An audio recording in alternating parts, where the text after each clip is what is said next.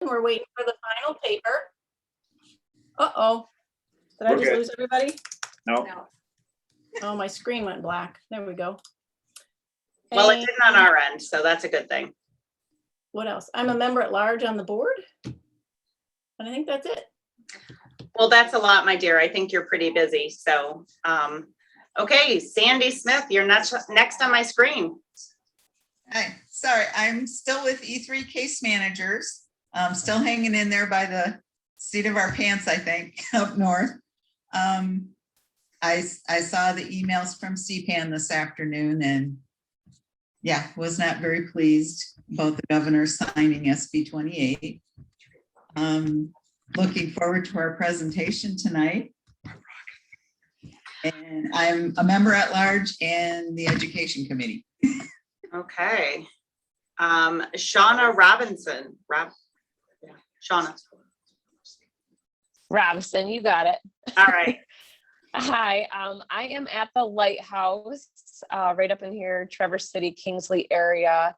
I've been a massage therapist now for 19 years. Been dealing with the traumatic brain injury clientele for 2 now. My brother had a traumatic brain injury. I was 18, so 21 years ago. And yeah, I absolutely love what I'm doing, and I can't wait to hear what's going to happen tonight. So Okay. Daniel Knight, you're next. Hi, sorry for the poor video. I'm just switching over to my laptop. But hi, I'm Dan Knight. I am a behavior analyst with Elephant Strides ABA. I'm the owner and clinical director. Okay. Danielle.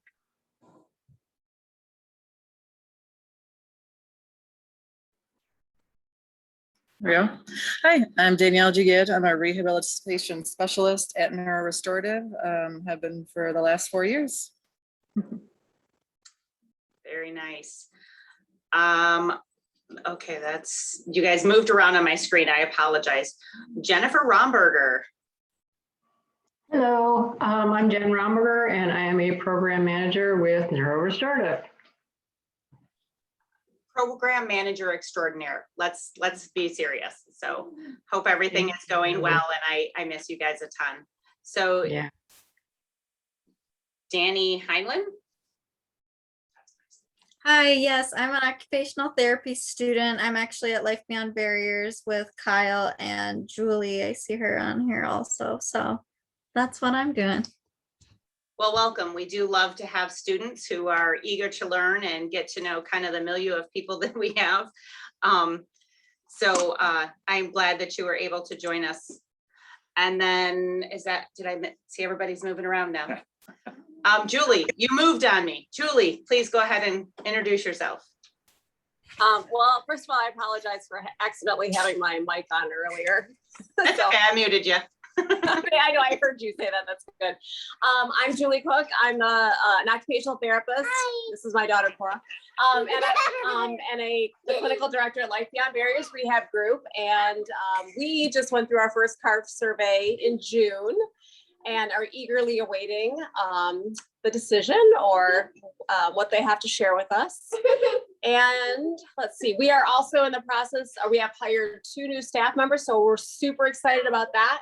Not so excited about the really slow process with the state of Michigan and licensing and credentialing, but we're getting there. So excited to hear Rena's presentation tonight. Very nice. I know that Sandy, and I apologize because I am a little out of the loop, but Sandy had mentioned a CPAN thing that came out. Does anybody want to speak to that as to kind of an update of what that said and any new aspects for the lovely auto no fault situation?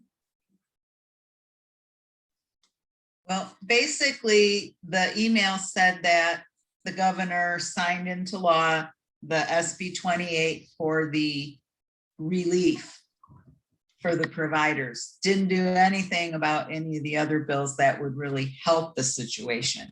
And then MBIPC came out with one right a few minutes later, basically saying the same thing as CPANs.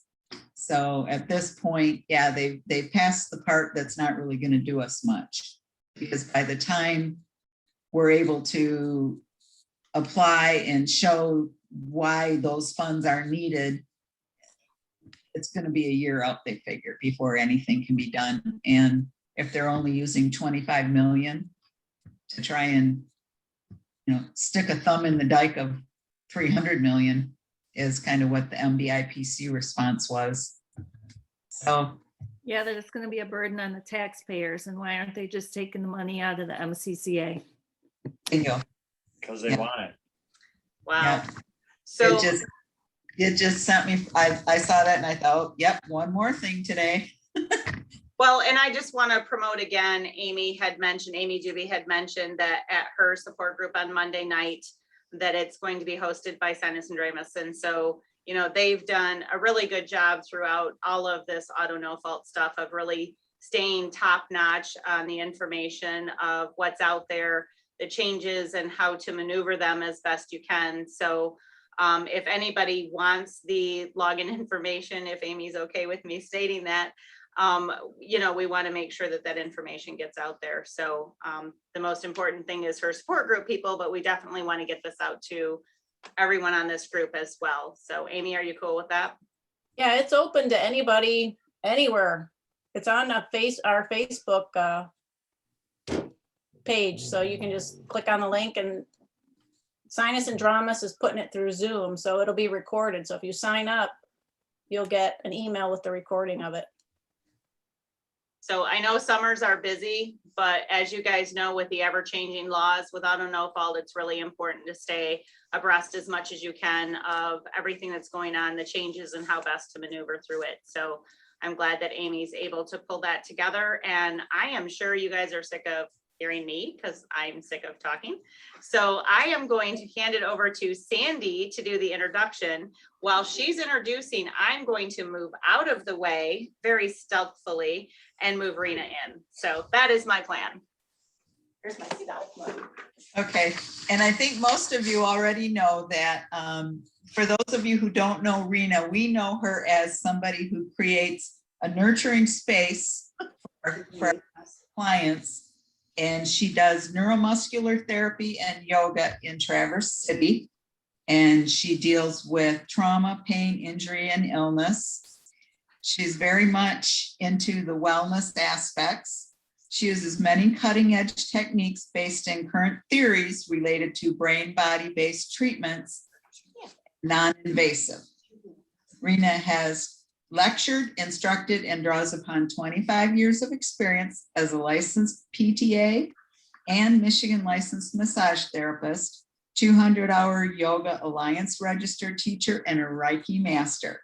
And we are so excited to have her speak with us tonight. Go for it, Rena. Oh, thanks, Sandy. Gosh, you're so sweet. Okay, so Steve, what do we do, Steve? Hi, everybody. Hello. Purview, right, for the video? I think so. Yeah. You don't see it. That was in the email. Oh. Oh, there we go. under Google. Can we get out of here?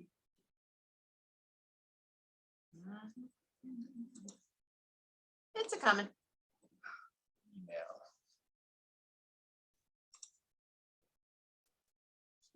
Oh, there it is, yeah.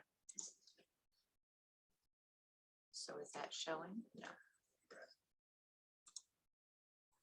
You just click the button and then change. No, are they seeing it? Are you guys seeing the screen? Yeah, okay. All right, good. All right, you don't have to be muted. I mean, you can if you want, but again, if someone has questions, and you want to jump in there, that's fine too. Does that work? Okay. All right, so this is called Getting Under My Skin, Understanding Sensory Input and Trauma Recovery, AKA how to justify massage or any touch therapy as medically necessary in the age of Michigan auto no fault PIP reform, or why everyone everywhere needs a massage, body work, yoga, or education to get the brain and body online, not just TBI, and especially auto claims adjusters and providers. So there you go. I found this woman, Dr. Candace Pert, which I guess she's very well known. She was the discoverer of opiate receptors. But she definitely believed that the body and the mind work together. And then you cannot study one without the other. You can't think that the physical body is walking around without emotions and that it's not responding. So I think that, of course, body work and massage is going to bring that. But I think most of us in our treatments are seeing, obviously, that when you think something, the body does respond. So that's kind of the basis of it. We're putting body and brain together. So what a lovely brain. So we use the triune brain. It's a pretty simple way of thinking about the brain, but it's always helpful. And again, you know, most of us know this, but it's helpful to look at why, and especially when it comes to massage or body work, or really how sensory plays into our recovery. So the first, of course, is our brain stem, right? And that's where all the reflexes are coming from. So it's the reptilian brain. You take in all the input. It comes in as encoded neurochemical impulses. And then the amygdala, which is the limbic system, processes all the emotions, all of your functions, basic drives. It's called hindsight, right? And then the third is the neocortex. That's your thinking brain. I'm going to make a sandwich. I'm going to learn how my computer works so I can present something to people. And that's the third. And so that's what we would call foresight. So in the neocortex, we have perception, self-reflection, problem resolution. The reason why I think that this body work works so well is that it's actually getting past the neocortex and into the other two brains, right? The other parts of the brain that can change some of those neural pathways, some of those pattern behaviors, whether it's chronic pain or anything. So keep that in mind as we keep on rolling along. Yeah. Yeah. Oh, okay. So our reflexes are really faster than our awareness for safety and for obvious reasons, right? If we stop to think about some of the things coming at us, we would end up in trouble. So our reflexes really are quick. I found this while looking up things. Reflextest.net is fun, and it tests your reflexes. So just for fun, just to see how good you are at it. So again, the brain is locked away in our dark space. It only knows where it is by the input, which is our senses, and that will be the internal and the external senses, right? So it's like zeros and ones in your computer, and it gets processed, right? And then the output is motor, emotions. So David Eagleman, he wrote a book called Live Wired, and it's fascinating. He talks about all these ways that for folks who have senses that are impaired, that they're coming up with all of these new technological advances. So like someone who can't see can now actually feel vibration. And so they read that as vision. It's amazing and really fun. So let's go here. So the nervous system, of course, we're always talking about the autonomic nervous system. That's our automatic, the one that we're not thinking about. It's the unconscious or involuntary processes. It is responding to all that information coming in. It could be happiness, threat, injury. It's always rapidly cycling between our fight or flight and or freeze, right? So sympathetic versus the parasympathetic. And for someone who is cycling through that, it'll look like elevated upper traps. It will look like a fixed jaw, or else they just look kind of like deer in the headlights. if they've gotten into like the freeze dissociation, right? Sometimes you're touching their body and it looks like they have no idea that you're even there. And then of course, collapse. When the fight, flight, and freeze is over, we collapse. And a lot of times we see that collapse as therapists. So of course, just using like patellar tendon reflex. The afferent is what's coming in, right? You have a stimulus, you tap the tendon. And the important part about this, I mean, we've all seen this in school. It's really looking at the action potential. Keep that in mind when we're talking about how to use sensory then to get us out of some of our trauma issues, right? The action potential, you hit something, you have a stimulus, it hits those muscle spindle fibers, stretches, and then afferent, right, comes into the sensory processing. Then when it comes back out, that's efferent, right?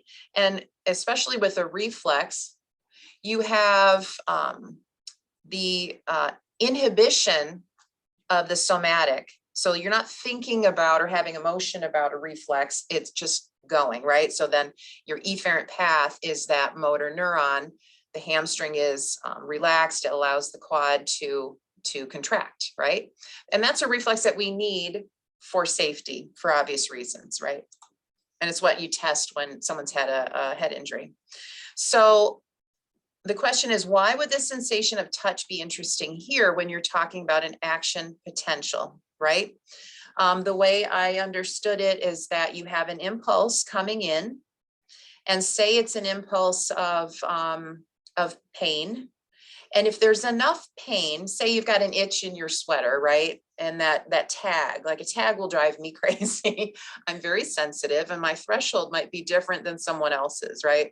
So that tag is there, it's bothering me, it bothers enough and fires enough to create then a response, right? So what we're trying to do with our body work or massage is to change that action potential. And I think of it more as if you're thinking a certain thought, you're going to keep having a physical response. If you can change some of that thought or change some of the physical response, you're going to change some of that action potential. Hopefully that makes sense.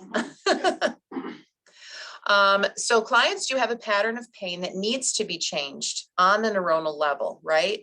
You can't always think your way out of it. You have to find physical ways to change your perception, right? It's not that they're not feeling pain. It's just that the focus is so broad. It's like shooting with a shotgun, right? And getting so many shells and so many hits that now you only feel just a little bit, you only have a little bit of impulse of pain, and now you're feeling it through the entire system, right? So it's oversensitized. And then we can talk about neurons that fire together, wire together.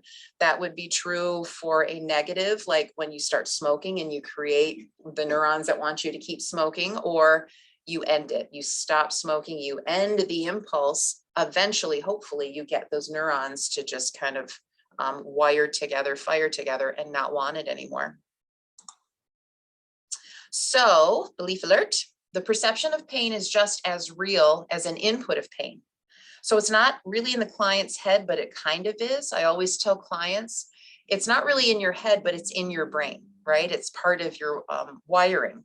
Anything that you give a lot of attention to is going to make more neurons look for it, right? Just like smoking. So we, as the therapist, work to change that perception and to validate that client with the science that we know to be true.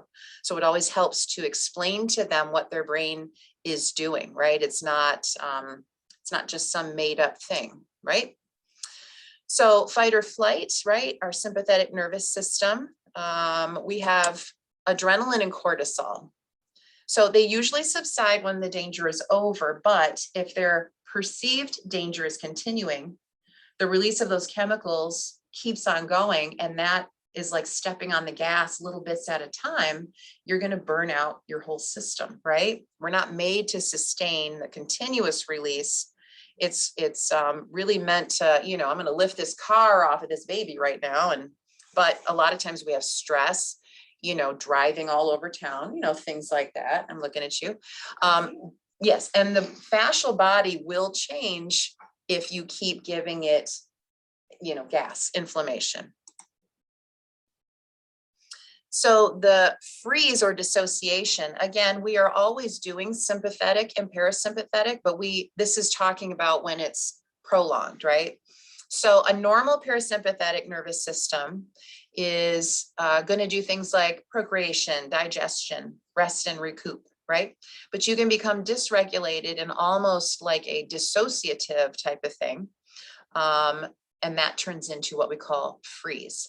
So I put in red the adrenaline lowers and the cortisol lowers, the serotonin, dopamine, and actually oxytocin, endorphins, right? Those increase and they work conversely. You can't step on the gas and the brake at the same time. So, right? It's like a cross inhibition. When you decrease one, are you laughing at me? No. Decrease one, you increase the other. So, so mammals do not like freezing, right? The physiology of freeze is really closely related to the emotions of shame, right? You start becoming dissociated, you start ruminating and obsessing. And then what do you know? You start to feel that cycle between sympathetic and parasympathetic. And that's a lot of where we see our clients, right? They're seeing themselves in the car accident. They're seeing, well, what happens now that I can't do this or I can't do that? So how do we get all those messages? They come from the sensory input, right? Again, if our brain is locked away in this dark place, we're relying on all of the external senses like smell, sight, touch, sound, taste. There's the internal temperature, what your gut is doing, heartbeat racing.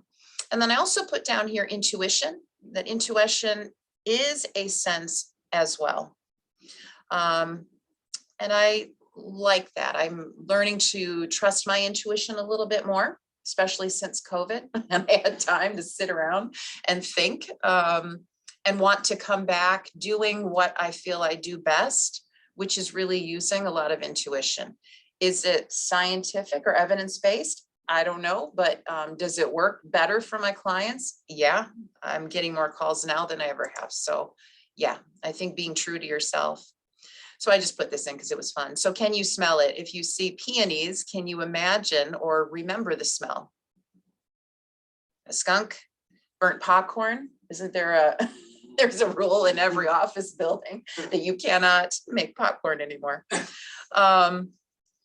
And then when you sell a house, you know, you have the smell of cookies, right? The olfactory is important because it goes directly to the brain. There's not a lot of filter, right? It goes right to memory. It goes right to learning. It's fascinating. So touch is social glue. So David Linden, he's kind of a funny guy. I was finding him on a TED Talk and some other things, and he can be kind of out there, but he was talking about the specifics of touch, that we really cannot have any sensation without emotion. We are little processors of everything that happens, and you're processing emotions, whether you think you are or not. So the info comes in, it distributes the facts, that's your somatosensory, and then you have an emotional tone that goes with it. Now, what he was saying is we're hardwired to pay attention to sensations in the outside world, but we tend to discount the internal ones. He said an easy one is like the clothes rubbing on your body. You're not feeling your clothes moving because we don't need to know that all the time, except for if a tag is bothering you, then you get rid of the tag. So we do need to do that. We need to suppress sensation that occur from our emotions, right? Things like, you know, I can't cry right now because everyone will think I'm weak, or I don't know what I'm talking about, even though I might have a lot of emotions right now. So I'm not going to cry. It's okay. We're all friends. Our senses are not designed for non-emotional decisions or accurate representation of the outside world, right? So by the time you're aware of something, you've already perceived a blend of physical and emotional processing that is completely unique to you. You can never not be your own seer, right? Who is the seer if it's not you? So it's you. So talking about, I just thought this was fun because, you know, the technique that I use, the body work that I do definitely involves vibration, light touch, joint proprioception, deeper pressure, things that tend to feel more calming and nurturing, right? So my table, which these guys got to see, has sound pods underneath them that vibrate. There's heat. I also use a weighted blanket, and I make sure that that client feels completely safe and nurtured. And it's important for why. We'll get into there. So because of trauma, right? Trauma is a relative state of helplessness. It could be,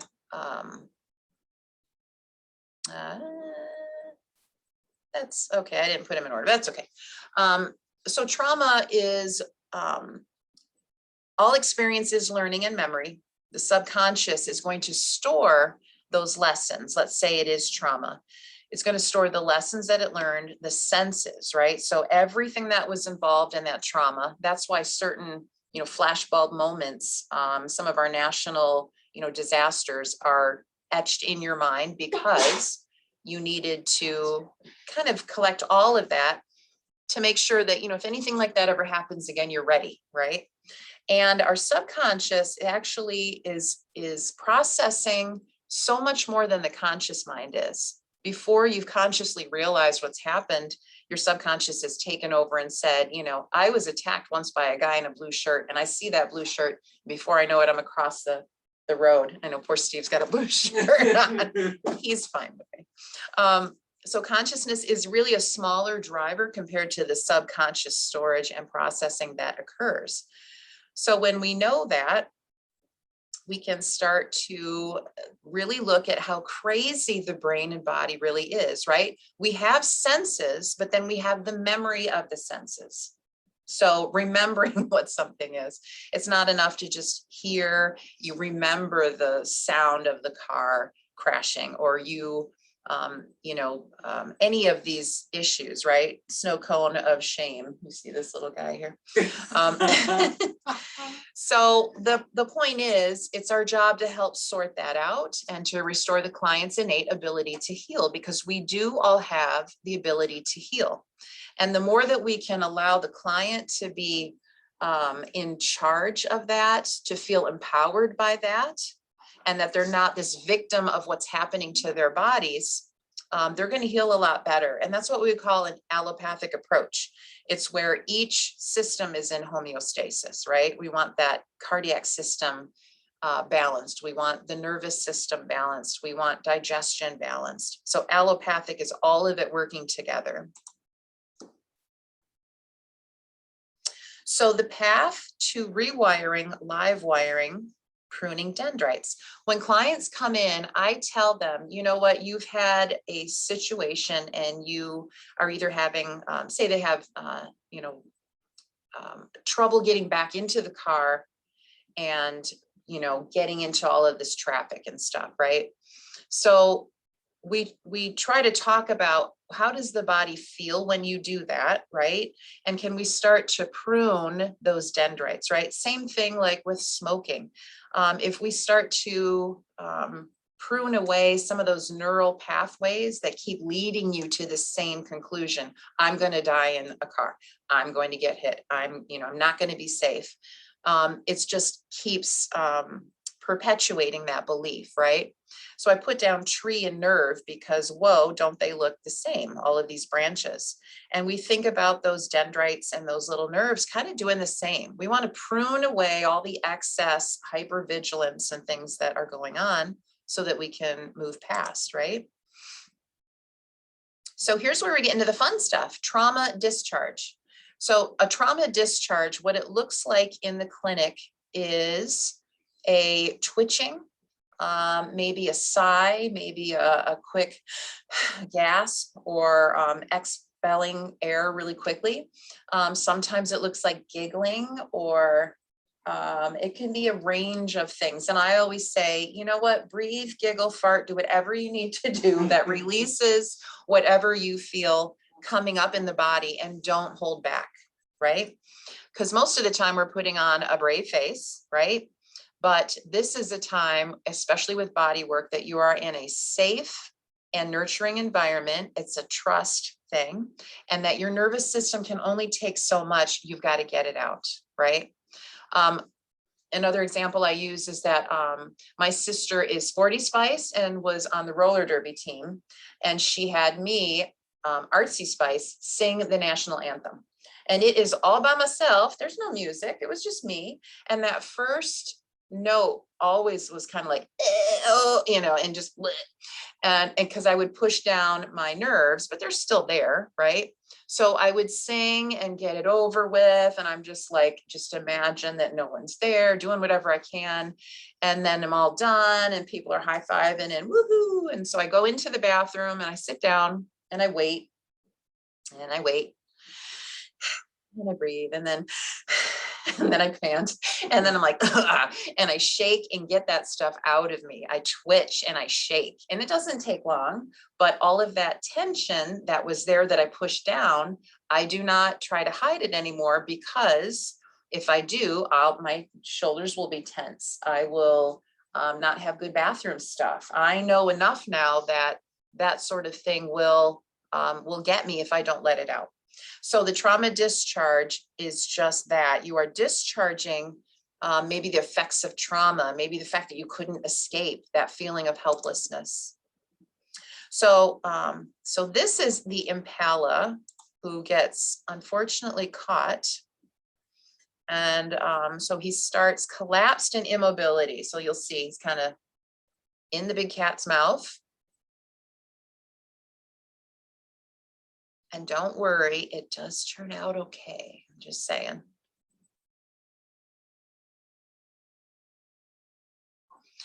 It's just an amazing representation of what happens with the nervous system. Now, this is an animal who doesn't have to use really the neocortex to be like, I'm worried about what I look like to this hyena, right? So he looks dead. Cat's like, sweet. And then he's like, get away from me. Gets a little preoccupied and then gets chased away.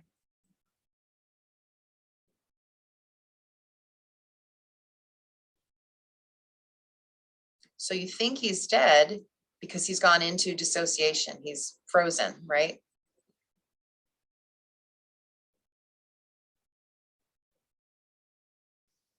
Mm-hmm.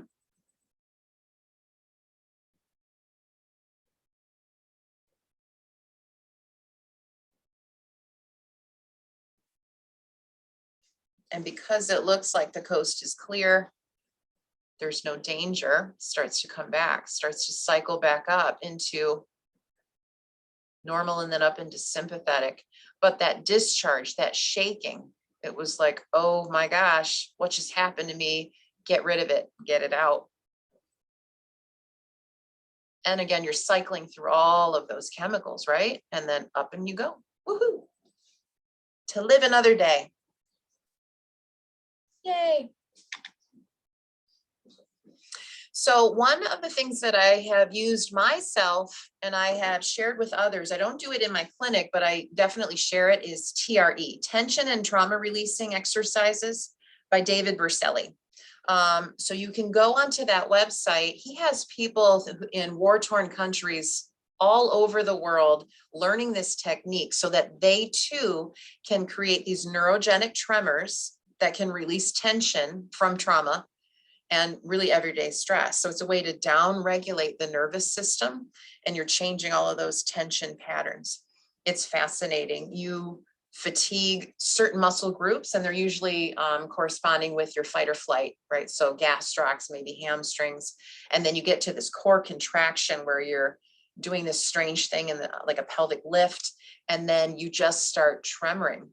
And if you've ever, ran more than you should, or you did some physical exercise and you start feeling that tremor, that's that's it. You're releasing a lot of things right there. I just think it's fascinating. So, so sensory. So I put put this in. This guy makes me laugh. My pops identified with scratch, and it made him feel safe and loved. His trauma response was greatly improved having that sensory input. So even in his last days of battling cancer, I gave him sensory flow, and it was the only time he was out of pain. And he had stomach cancer, which is painful. So how is that possible, right? To be out of pain. It just put him in a better chemical place. The serotonin, oxytocin, and all of that was so much greater that he was not in pain. He was a happy pops. He's awful cute. So here we're talking about massage and body work. Of course, the known benefits are circulation, lactic acid buildup removal, improve muscle awareness and things like that. But we're also doing fascial body changes where the fascial body is holding on to a lot of these memories, maybe a lot of emotional things, patterns of dysfunction.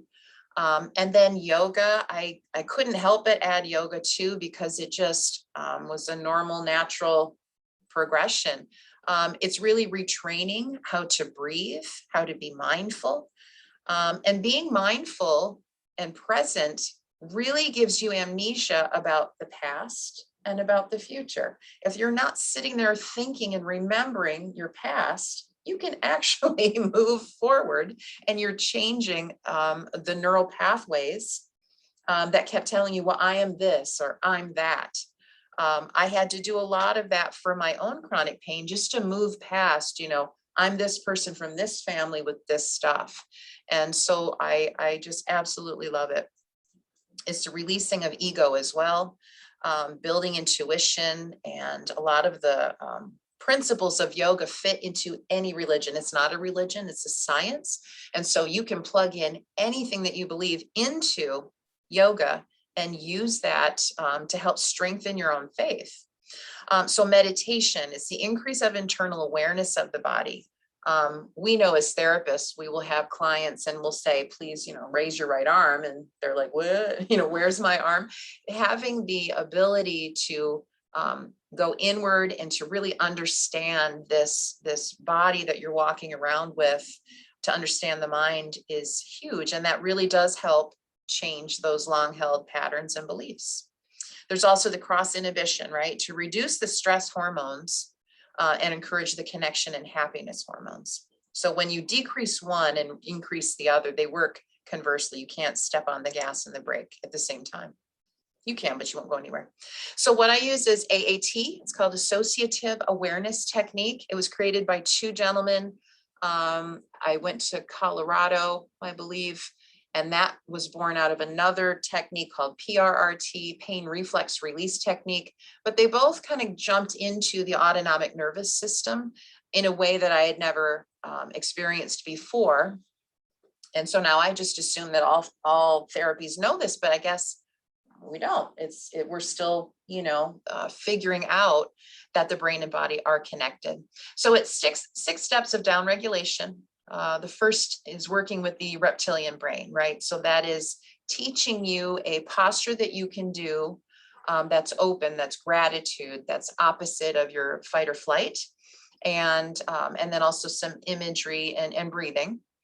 And then the only step of these 6 steps, sensory flow, is what I'm applying. So my hand is here on my daughter's shoulder. What I'm doing is applying 5 different touches. So think of the skin and those receptors, right? You're using those receptors because those receptors were part of your memories of trauma and part of your memories of pleasure as well. So in a safe, non-painful, non-threatening environment, you are providing touch, and it is re-educating the brain to feel safe, to be out of that immediate danger, to get out of hypervigilance. Then we get into the emotional brain, which is using your senses, using them as tools, and then also tapping. So tapping has been around forever. It's a great technique, and we might learn that today. And then in the cognitive brain, and again, this is the last one because cognitive might be sitting down talk therapy. It might be setting up boundaries, maybe exercises of releasing or letting go certain held beliefs. And that it is going to come after the body and the emotions. You can't do it without first tackling that subconscious, that reptilian brain that reflexes every time you see something that is a trigger. So it's a biopsychosocial model of treatment. I like it a lot, and I've started to add some of my yoga principles into it. So I'm just kind of like free forming all over, but it just feels right. So environment is the key. You want to create a safe space for your clients, whether you're using AAT or anything.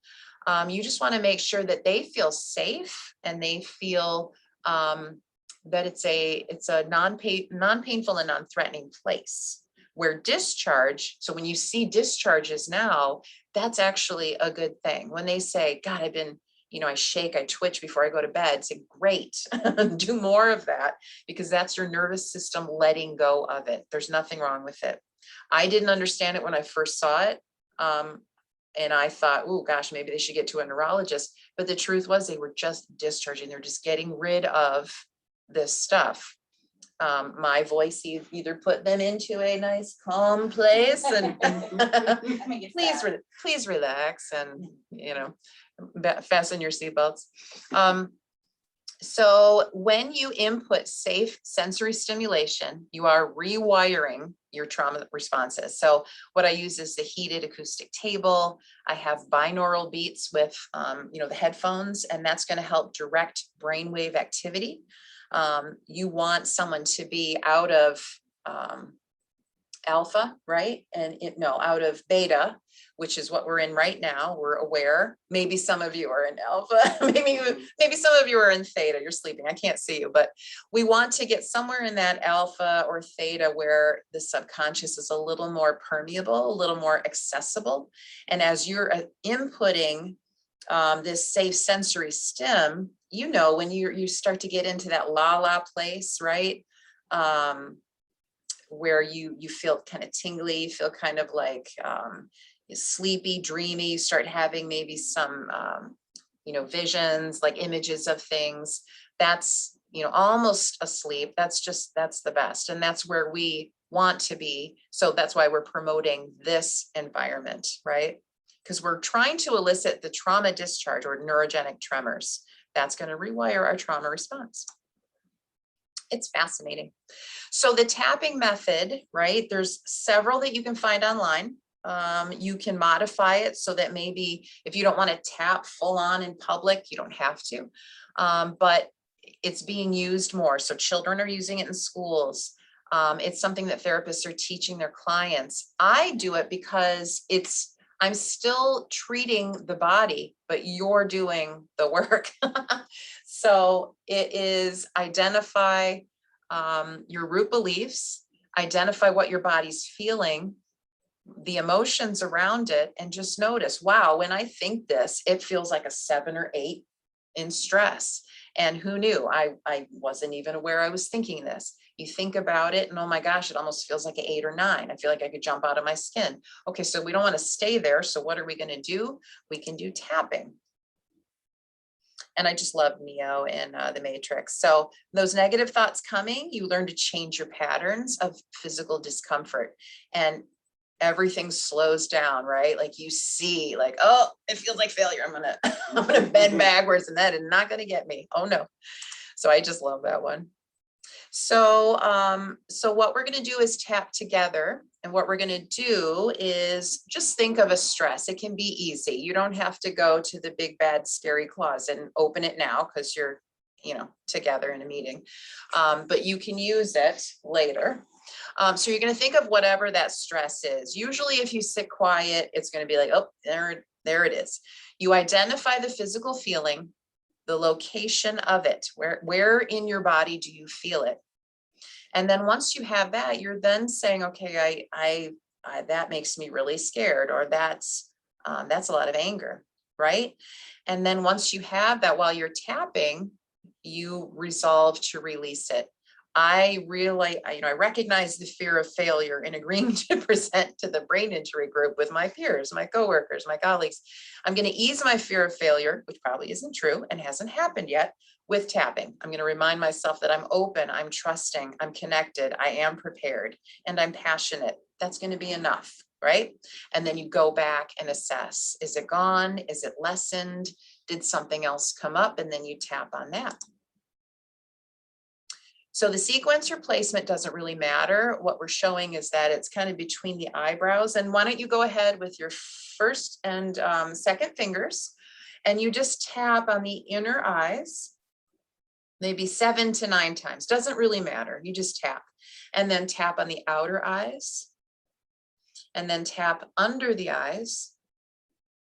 You tap above the lip, and then you tap right on the chin. And then you tap on those collarbones, just right at the neck, right? And then you could also tap your fingers together, right? And so what you would do is say, okay, I can see that situation. So right now, just think of whatever it is, right? So we're just tapping our fingers together. And you're just thinking of whatever that situation is, right? And then allow yourself to feel it in the body. So where in the body is it? And I'm going to say, I feel it right in my gut. It feels like butterflies. And again, with my clients, I don't need to know what it is because it's not mine to judge, but I'll just say, you got it? Yep. Okay. Where is it? It's in my gut. Okay. Now, what is the emotion? Well, I'm pissed off. I feel angry. And then I feel sad. And why does this happen to me? And right, and go on and on. And now I'm going to use my tapping, and I'm going to say, I recognize that when I think this thought, and you can say this at home because you're muted if you want. I recognize when I think this thought that my body does this, right? My body feels it, butterflies in my stomach. And I feel angry, and I feel sad, and I feel frustrated, and I feel vulnerable and helpless, and whatever it is, it starts to come out. You just kind of start scatting, right? And then you say, I choose right now to release this. I am not going to do failure the way I always do. I am not going to fall back into these same patterns. I am not going to do this. I am going to be open. I'm going to be connected. I'm going to be present. I'm going to leave myself an opening, maybe a chance that this is going to be different.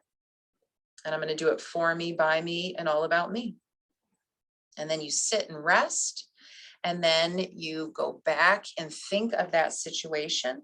And does it feel different? Usually, if you've really allowed yourself to feel and do, it feels different. Now in the clinic, when they do this, they might cry and say, oh my gosh, yeah, I feel it. They come right to the table, and we go right to sensory flow, and then release anything else that was still there, because we don't want them to stick around with that, right? So another thing I use is yoga nidra. It's the practice of yogic sleep. It's the actual opposite of all the senses coming in. It's the withdrawal of senses.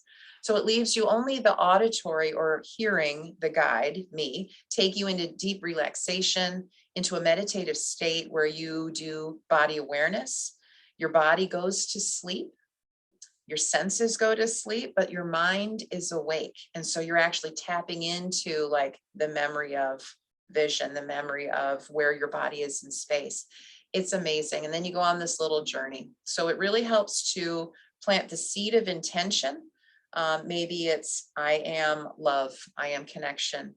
And then the practice is what nurtures that. And you come out different, especially if you've had a body that's either been taken over by somebody, it's been in trauma.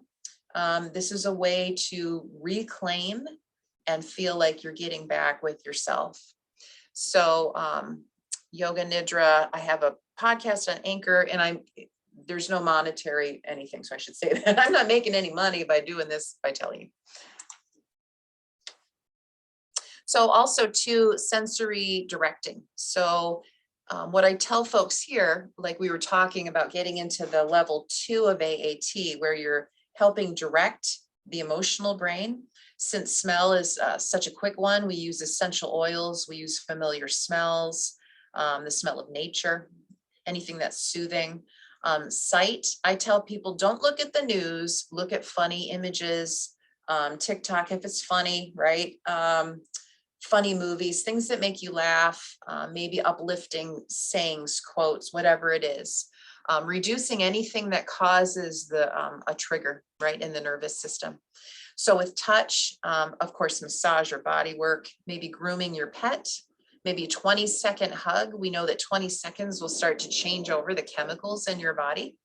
Weighted blanket, touching the ground, re-educating safe touch, or eliminating touch that annoys or aggravates you. If you don't want to hug people, don't hug people. Grant permission or not, it's your body. Sound, using a playlist. So like my lady who couldn't drive in the car, I said, what if you made a playlist of all of your like kick-ass jams, things that make you feel powerful, safe. And so she did that, and it helps quite a bit. The sound of laughter, the sound of your own breath, just being aware of the sounds that will help soothe. Taste is a hard one because sometimes we overeat, right? For, we get a little worried and we start eating, or we, hit some good cocktails or whatever. But if we're mindful about it, there's nothing wrong and there's nothing really off limits. So familial dishes, things like that. I go to my Greek recipes that my grandmother made when I really need to just chill and feel, more connected. And then intuition. So reading anything that helps you to improve your intuition, yoga, meditation, trust, calling that friend when you sense it. You got someone in your brain that pops up, there's usually a reason, so you give them a call. This was from a client. And today this person told his dad that massage is so relaxing and helps him not feel so angry. I just love that, because I kept saying, so what do you think? He's got kind of a childlike mind, and he would tell me about Pokemon and other things, but his mother sent me this. And how would you know this, right? He doesn't know to say, but it just came out. So it helps him not feel so angry. I know. So there's our resources. I can share this with you folks. David Eagleman's book is fantastic. Robert Scare is the traumatologist with the name Scare, who provided a lot of the basis for AAT. He didn't create AAT, but he's the scientist, the doctor that was referred to quite a bit. And then the David Berselli, and then Wellness and Performance is where AAT comes from. I always give them a shout out, Scott and Ernie.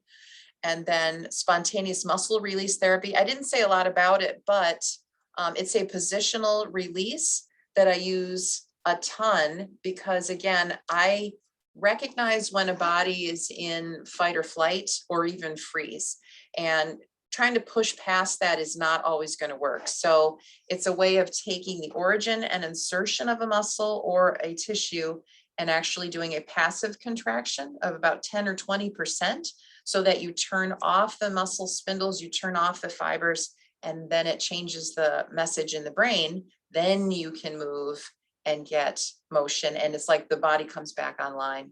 You see them kind of like bliss out for a second, and then they're like, ooh, and then you can actually get more range of motion, get them to where they need to be. And then Candace Pert, that lovely neuroscientist. So Steve, you want to jump back in here since it's all done? And then if there's any questions, I want to be able to unmute people and see. Can we stop share or no? Yeah. Here, you do it. I get it. I know, we let Steve do it. Let him do it. You can stop sharing. Stop sharing. Oh, what is that? Sandy, Oh, we that's have his perfect. Sandy under her weighted blanket. There's some messages in the chat, Steve. Okay. I see the chat down at the bottom. Can we unmute everybody? Everybody can unmute if they want. You have a lot of clients that discharge. Yay, isn't that great? Let them unwind, and it's amazing. It is. When you realize that it's not a scary thing, it's actually a good thing. It's fantastic. Is there anybody that has questions for Rena? Anybody that wants to sign up for a massage with Rena? Amy. Just make sure you don't need to be anywhere afterwards because you're gonna feel like rubber. Yeah, you almost feel like you ran a marathon because you just don't realize how much is turned on until you turn it off, right? And then you're just like, oh boy, you feel heavy, you feel, But what clients usually tell me is they feel like they are more themselves. Colors look a little brighter, things sound a little sharper. Vision might be a little better too. Sleep, of course, can be either really great or they lose sleep because they're just discharging all over the place, like it's a delayed reaction. And not everyone responds that way. I have some people come in and every week they do it just to chill, like, it's the applied chill pill, Some people have these huge, almost violent looking discharges, and others just kind of, There is one story I'll tell you. I had a client who he had a failed surgery and a very life-altering one. And so he was trying to recuperate and had a lot of pain. So, and he was very much a professional. He would go into this, sensory flow that I do, and he would just look, like cork, just like not moving. And it was probably 2 or 3 treatments in. I said, what do you think of? He said, oh, that's so relaxing. That's just great, relaxing. But pain was still there. And I said, what are you thinking about? Where do you go? And he goes, oh, I always go fishing in Yemen because that was my favorite. But, I can't fish in Yemen anymore. But so that's where I go. And I'm like, don't go fishing in Yemen. don't put yourself there. It's almost a bittersweet, right? You can't go there. That's for another time. This time, just allow your brain to go wherever it wants. Don't direct your thoughts, right? You're always large and in charge. Just don't direct your thoughts. Let the body and the brain talk to each other. And so he was twitching like a bug, just like, and then came out of it all. And he said, I was an eagle and I was soaring over mountains and I dove into a vat of chocolate and it was luxurious and it was crazy. And why would I do that? And I said, because your brain is the greatest CGI computer ever. It can put you anywhere you let it put you. Where's your pain? And he says, I don't have any pain. He did not have pain, at least for a while, right? So it's like when you let go of that control and you allow this random varied input, your brain can't hook onto a pattern, it breaks the pattern. That is awesome. That is awesome. Are there any other questions for her? Or I should say, any questions for her? I have one. Mhm. So as far as getting coverage, what does the prescription have to say from the physician for those services at this point? It can't just be massage therapy, I know. I think it's more important now to look at the ICD-9 codes. So put as many ICD-9 codes as you can, because now they're using this OGC,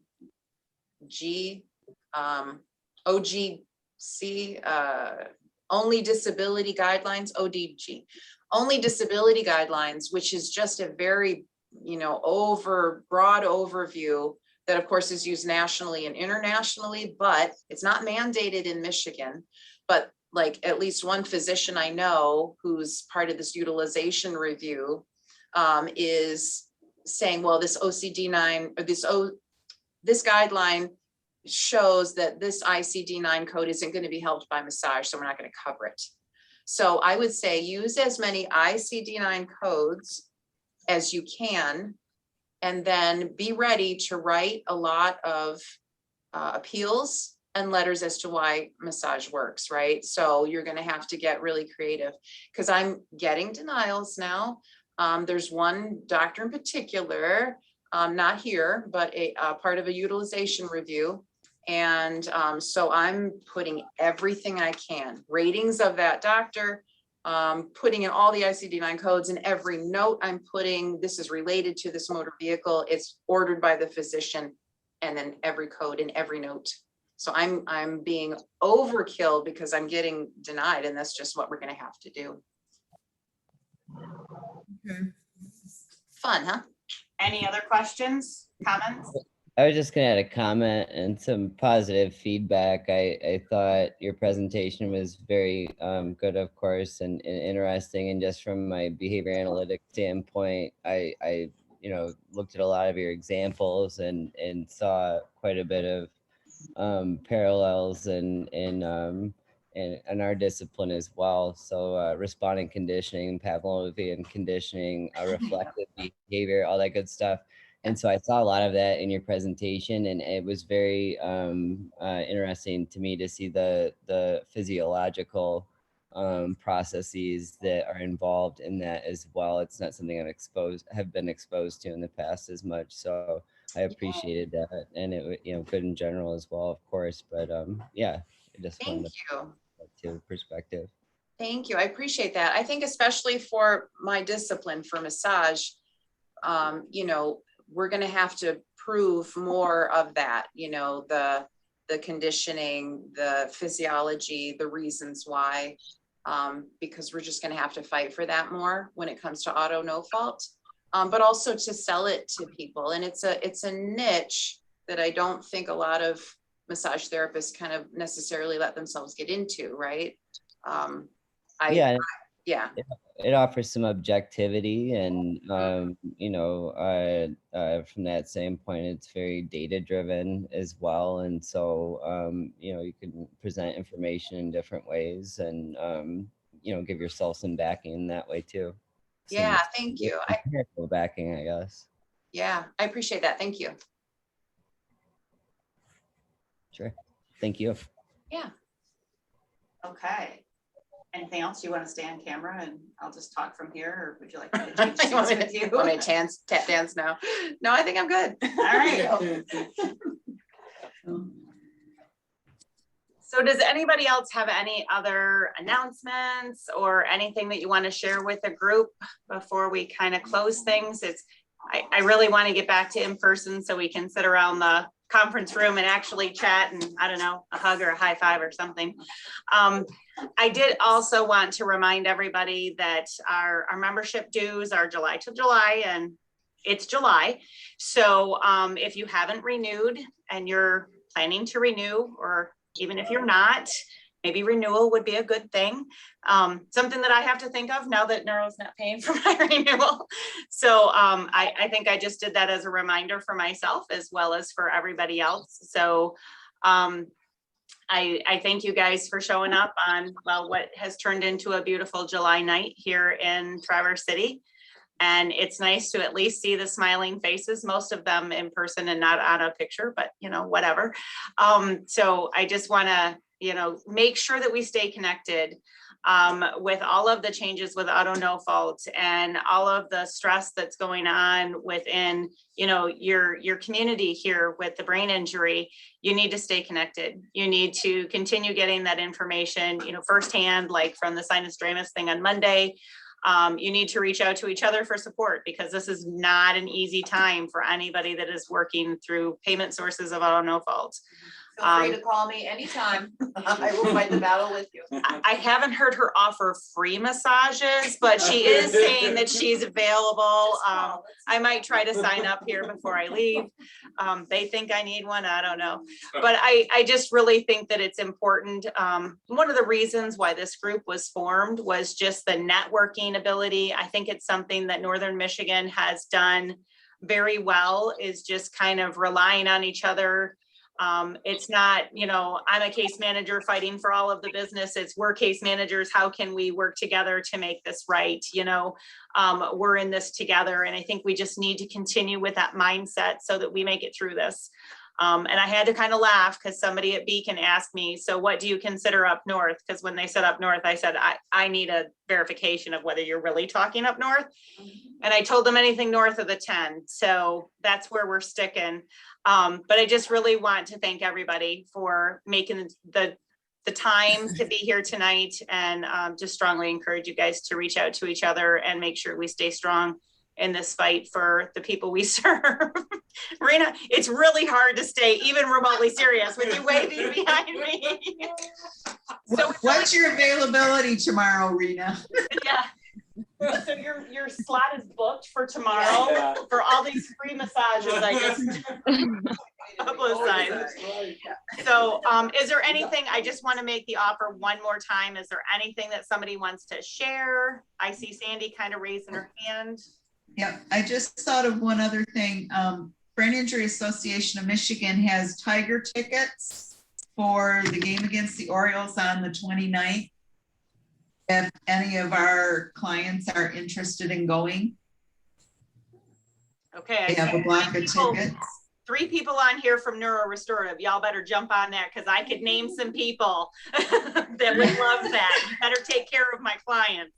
So Yeah, and Dr. Cole was interested too when I mentioned it to him. another person I miss dearly. Yeah. Okay. Oh, yeah. And then did everybody get the email? September conference is going to be virtual and registration has opened. Yes. Nope, I didn't get that email. Sandy, can you provide that information to Steve so that he can get it on the website and we can strongly promote that? So. Yep. And then I guess I have one quick question. As far as payment goes, Steve, do we just get a hold of you then, or how are we doing that? For the membership, it's online. You can pay by PayPal and you don't have to be a member, or you can send in a check and fill out the form. Can you do credit card? Or is that Credit card. Yeah. Just PayPal. Yeah. PayPal or credit card, either way. I don't do PayPal, I do credit cards. Or you can do PayPal through a credit card and not be a member. Anything else? Roxanne, can you confirm that Neuro got their membership renewal? I Yes, sent that in yes. like a week ago. Yep. Okay, we're perfect. set. I was gonna send out thank yous. I'm selling my house today, so I'm been a little busy. Okay. Check it out on Facebook. It's a really nice house. If I had the money, you know, maybe, but I don't. So, all right. Anything else? Great questions, great comments. I think Okay.